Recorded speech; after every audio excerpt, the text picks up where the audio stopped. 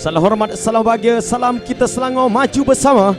Dari arena MBSJ ada satu lagi debaran untuk kita menyaksikan Selangor Champions League 2025.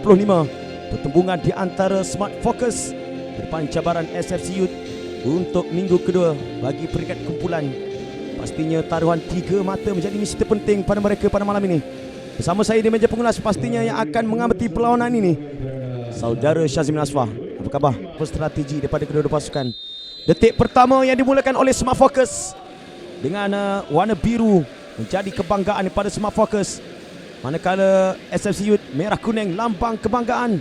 Pastinya menjadi warna tradisi buat pasukan belia Selangor ini. Ability yang ada pada setiap individu, bukan untuk mengeluarkan bola daripada zona yang agak bahaya, tetapi ketika ini ada ruang untuk Smart Focus.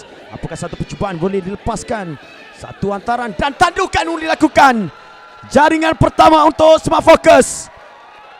Mereka agak buntu dalam 10 minit yang pertama, tetapi jaringan ini berjaya untuk dicetak oleh Smart Focus dalam memastikan sedikit kelekaan di barisan pertahanan SFC Youth untuk Smart Focus berada di depan ketika ini.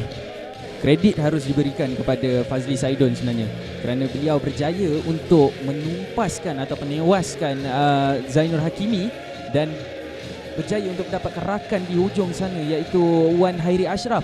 Dan dengan cukup mudah dan berpengalaman, ini yang saya katakan, dengan pengalaman yang dibekalkan untuk menentang skuad muda ini. Kembali untuk mengatur gerak. Cantik kali ini. Satu percubaan dilepaskan dan kali ini ketangkasan Aiman Asri diuji di awal separuh masa kedua ini. Nampak lebih positif pemain-pemain SFC dengan menggerakkan bola ke hadapan. Sebenarnya itu adalah pergerakan yang cukup baik yang dilakukan, yang bermulanya daripada barisan pertahanan iaitu Helmi Ismail berjaya untuk mendapatkan rakan di tengah. Amir Danish setting kembali untuk Abrisham Fazir.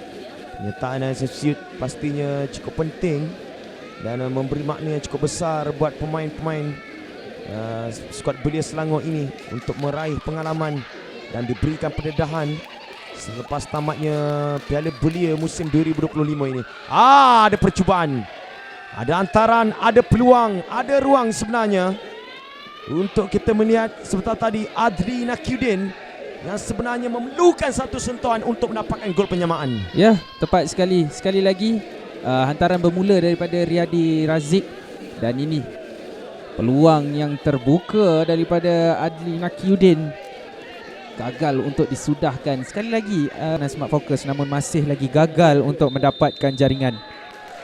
Tipuan whistle panjang untuk menamatkan aksi pada malam ini.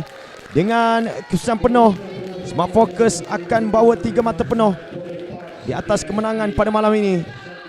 Tahniah, syabas dan terima kasih kepada kedua pasukan untuk aksi terpuji pada minggu kedua peringkat kumpulan B.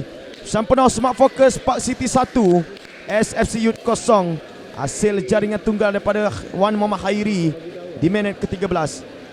Terus setia bersama kami, teruskan menyokong untuk martabatkan sukan bola sepak negeri Selangor. Selangor Champions League 2025, Liga untuk Juara.